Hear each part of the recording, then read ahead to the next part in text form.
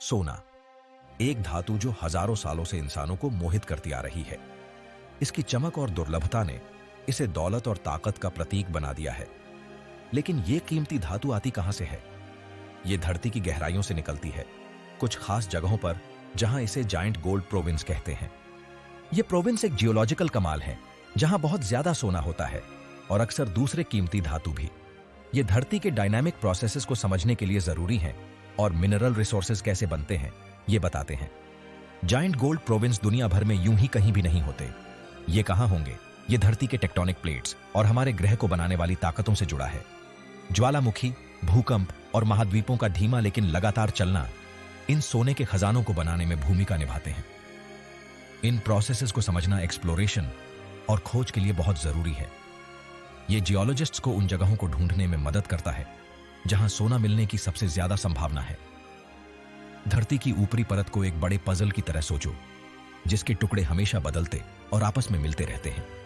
जहां ये टुकड़े टकराते और रगड़ते हैं, वहां बहुत ज्यादा प्रेशर और गर्मी पैदा होती है। इससे पिघला हुआ पत्थर बन सकता है, जिसे मैग्मा कहते हैं, जो ऊपर की तरफ आता है।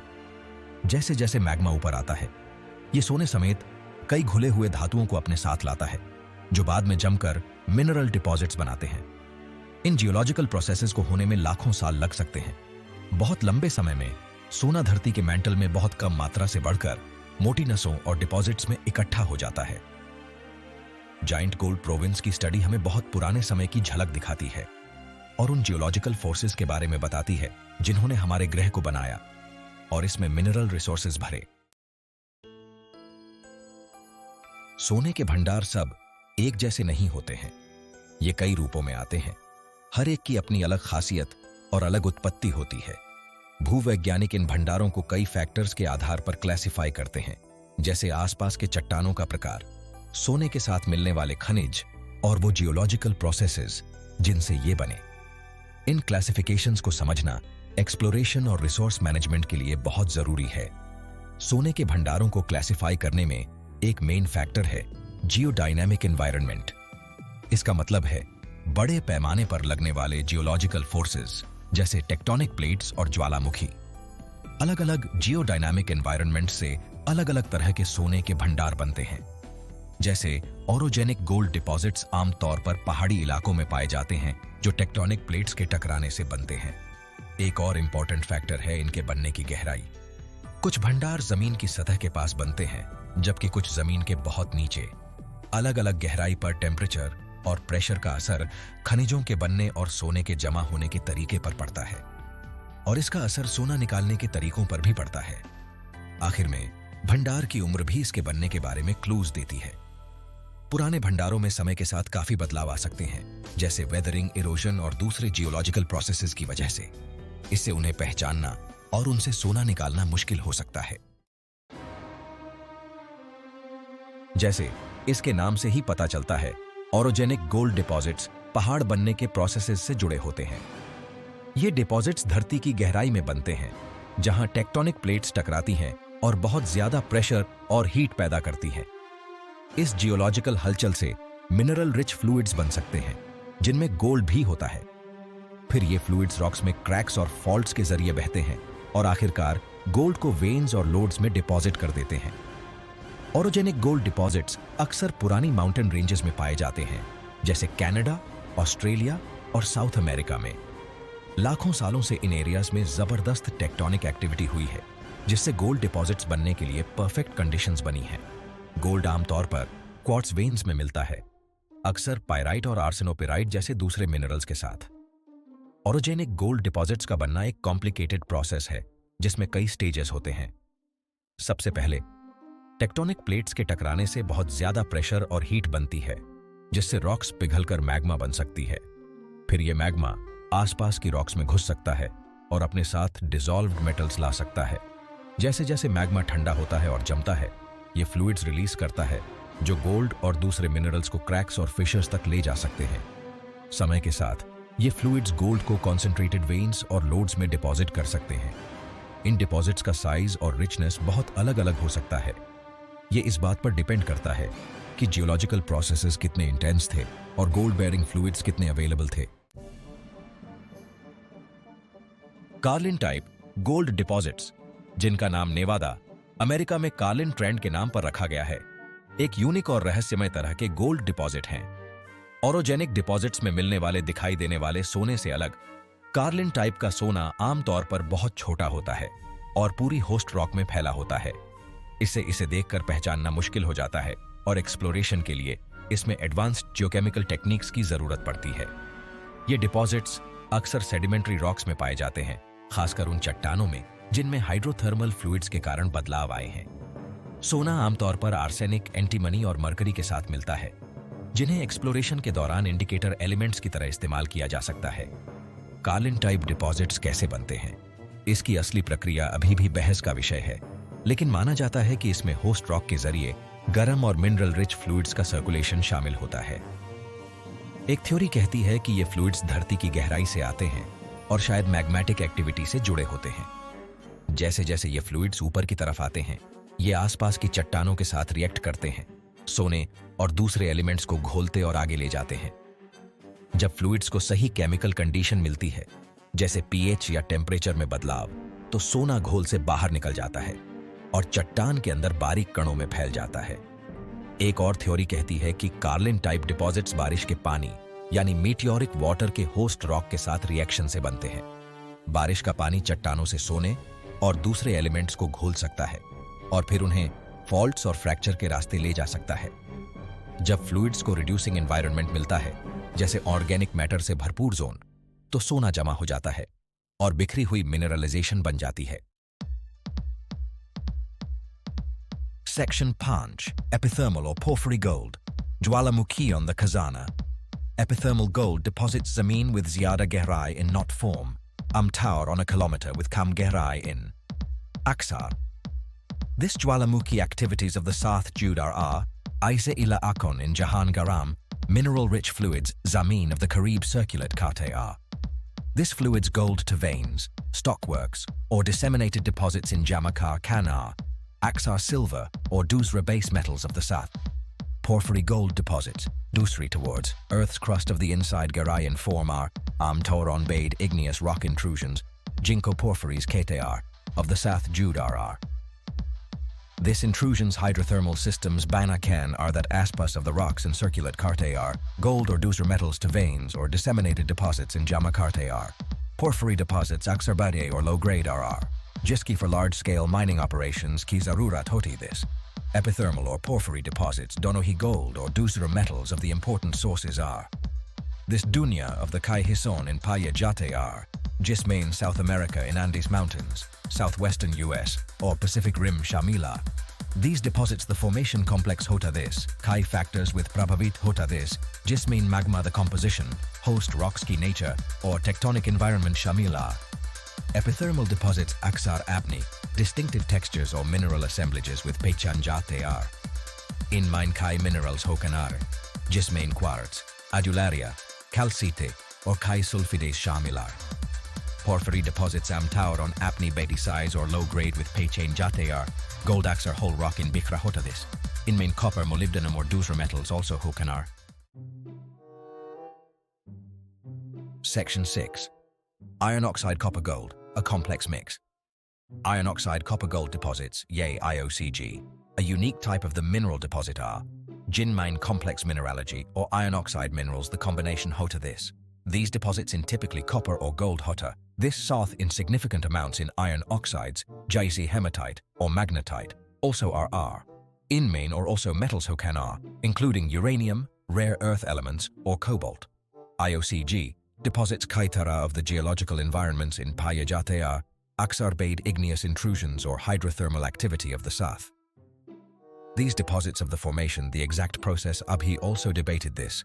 Lekin Aisamana goes this ki is main garam, mineral-rich fluids the host rocks with circulate hona shamil this. This fluids aspaski rocks with metals to dissolve or transport kar kanar, or finally concentrated zones in deposit kartiar. IOCG deposits the formation a complex process this that Kai factors with influenced hota this. Jismain magma the composition, host rocks ki nature, or tectonic environment shamilar. Iron oxide minerals ki presence these deposits ki a key characteristic this that in he other types of the copper or gold deposits with a part kati this. Iron oxides Chi forms in Hokan are including massive bodies, veins, or disseminations. IOCG deposits copper, gold, or other metals. The A important source are. This dunya of the Kai Hisson in paye jate are, including Australia, South America, or North America. These deposits की exploration or development challenging हो सकती this उनकी complex geology और अक्सर low-grade mineralization की वजह with. Section 7. Volcanic massive sulfide deposits. Oceanic bounty. ये मतलब समुद्र का खजाना. Volcanic massive sulfide deposits. VMS. ये पानी के अंदर बनते हैं. Ocean floor पे. ज्वालामुखी के वेंट्स के पास. इन वेंट्स से गर्म पानी निकलता है. मिनरल्स से भरा हुआ. और वो ठंडे समुद्र के पानी से रिएक्ट करता है. इससे मेटल्स जम जाते हैं सी फ्लोर पे. इन डिपॉजिट्स में कॉपर, जिंक, लीड और गोल्ड जैसे वैल्यूएबल रिसोर्सेज होते हैं. वीएमएस डिपॉजिट्स का बनना अंडर वाटर वॉल्केनोज और हाइड्रोथर्मल एक्टिविटी से जुड़ा हुआ है. जैसे ही मैग्मा धरती के नीचे से ऊपर आता है, ये सी वाटर के साथ इंटरैक्ट करता है और एक कॉम्प्लेक्स हाइड्रोथर्मल सिस्टम बनता है. ये सिस्टम गर्म मेटल रिच फ्लूइड्स को आसपास के रॉक्स और ओशन में सर्कुलेट करता है, जहां ये ठंडे पानी से मिलते हैं और जमकर सल्फाइड डिपॉजिट्स बनाते हैं. VMS deposits ocean floor spreading areas में मिलते हैं, जैसे मिड ओशन रिजेस. ऐसे एरियाज में वोल्केनिक और टेक्टोनिक एक्टिविटी ज्यादा होती है, जो इन डिपॉजिट्स के बनने के लिए परफेक्ट हैं. समय के साथ ये डिपॉजिट सेडिमेंट्स से ढक जाते हैं और जमीन पे आ जाते हैं, जहां से इनको माइन किया जा सकता है. वीएमएस डिपॉजिट्स हमारे लिए बहुत इंपॉर्टेंट रहे हैं. इनसे हमें टूल्स, वेपन्स और टेक्नोलॉजी के लिए मेटल्स मिले हैं. आज भी ये कॉपर, जिंक, लीड और गोल्ड का इंपॉर्टेंट सोर्स है और ग्लोबल इकोनॉमी में कंट्रीब्यूट करते हैं. Section 8. Earth or gold, the dance. Geodynamics at play. Dunya bar in gold deposits the distribution random, not this. This earth of the geodynamic processes with related was this. Those powerful forces that our planet of the surface or inside to shape give our. Plate tectonics. Earth of the lithospheric plates the movement. Very many gold deposits of the formation in important role. Play does this. Tectonic plates of the collision with mountain ranges form R, whereon often orogenic gold deposits found are. A plate, the other of the under going with magmas form R, from which porphyry or epithermal gold deposits found are. Seafloor spreading, where plates apart are volcanic massive sulfide deposits of the formation of the four ideal conditions create does this. Earth the inside the heat engine, these geodynamic processes to drives this. Earth of the core, the heat surface key towards goes this. Mantle convection or plate tectonics to forward increases this. This heat magmas of the formation in also important role play does this. That dissolved metals including gold to surface to take go canar. These processes, the interaction earth or gold, the complex dance create does this. Whole world in this precious metal of the distribution to shape D to this. These geodynamic processes to understanding new gold deposits to explore or discover to do of that for very important this. Earth of the tectonic history to study by, or areas with favorable geological conditions to identify by. Geologists, this valuable resource of the Naya sources Duntne of the chances increase canar. Section 9. सोने की खोज का भविष्य explore करते हैं. जैसे जैसे आसानी से मिलने वाला सोना खत्म होता जा रहा है, वैसे वैसे इस प्रीशियस मेटल के नए सोर्सेज की खोज तेज होती जा रही है. एक्सप्लोरेशन जियोलॉजिस्ट्स नए नए टेक्निक्स और टेक्नोलॉजीज डेवलप कर रहे हैं ताकि छुपे हुए सोने के डिपॉजिट्स ढूंढ सकें और एक्सप्लोरेशन की लिमिट्स को चैलेंजिंग एनवायरनमेंट्स में आगे बढ़ा सकें. एडवांस्ड जियोफिजिक्स रिसर्च का एक प्रॉमिसिंग एरिया है. 3D साइज्मिक इमेजिंग और मैग्नेटोटेल्यूरिक्स जैसी टेक्निक्स जमीन के नीचे की डिटेल्ड पिक्चर्स दे सकती हैं, जिससे जियोलॉजिस्ट्स को सोना रखने वाले पोटेंशियल स्ट्रक्चर्स और फॉर्मेशंस आइडेंटिफाई करने में मदद मिलती है. ये टेक्निक्स सरफेस के नीचे डीपली पेनिट्रेट कर सकती हैं और हिडन डिपॉजिट्स को रिवील कर सकती हैं जो ट्रेडिशनल मेथड्स से डिटेक्ट करना इम्पॉसिबल होता. जियोकेमिकल एक्सप्लोरेशन सोने की खोज में एक और इंपॉर्टेंट टूल है. रॉक्स, सॉइल और पानी के केमिकल कंपोजिशन का एनालिसिस करके जियोलॉजिस्ट्स उन एरियाज को आइडेंटिफाई कर सकते हैं जहां सोने और दूसरे इंडिकेटर एलिमेंट्स की कॉन्सेंट्रेशन ज्यादा है. इससे पॉसिबल गोल्ड डिपॉजिट्स आइडेंटिफाई करने और आगे की एक्सप्लोरेशन एफर्ट्स को गाइड करने में मदद मिल सकती है. नई ड्रिलिंग टेक्नोलॉजीज का डेवलपमेंट भी गोल्ड एक्सप्लोरेशन के लिए क्रूशल है। एडवांस्ड ड्रिलिंग टेक्निक्स जियोलॉजिस्ट्स को डीपर और चैलेंजिंग एनवायरनमेंट्स जैसे डीप सी हाइड्रोथर्मल वेंट्स और रिमोट माउंटेन रेंजेस तक एक्सेस करने में इनेबल करती है। ये टेक्निक्स एनालिसिस के लिए वैल्यूएबल सैंपल्स प्रोवाइड कर सकती हैं, जिससे जियोलॉजिस्ट को गोल्ड मिनरलाइजेशन के एक्सटेंट और ग्रेड को डिटरमिन करने में मदद मिलती है। 10वां भाग, सोने की खदानों का पर्यावरण पर असर।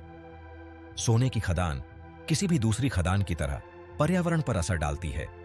सोना निकालने और उसे साफ करने से कचरा, पत्थर, गंदा पानी और बहुत सारा बेकार पदार्थ निकलता है, जो अगर ठीक से देखभाल ना की जाए तो जमीन और पानी को गंदा कर सकता है। खदानों की वजह से पेड़ पौधे और जानवरों के घर बर्बाद हो जाते हैं और पूरी दुनिया पर इसका बुरा असर पड़ता है। सोने की खदानों के बुरे असर को कम करने के लिए जिम्मेदारी से काम करना बहुत जरूरी है।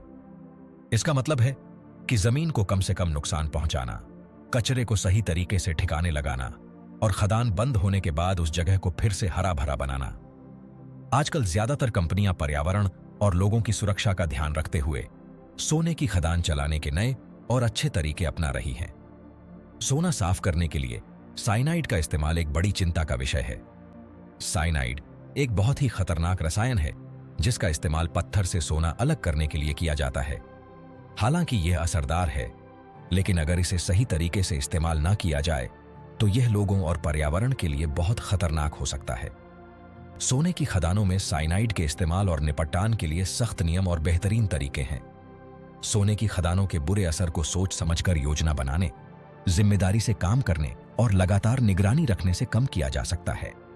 नए और अच्छे तरीके अपनाकर खदान उद्योग पर्यावरण पर अपना बुरा असर कम कर सकता है और एक बेहतर भविष्य बनाने में मदद कर सकता है।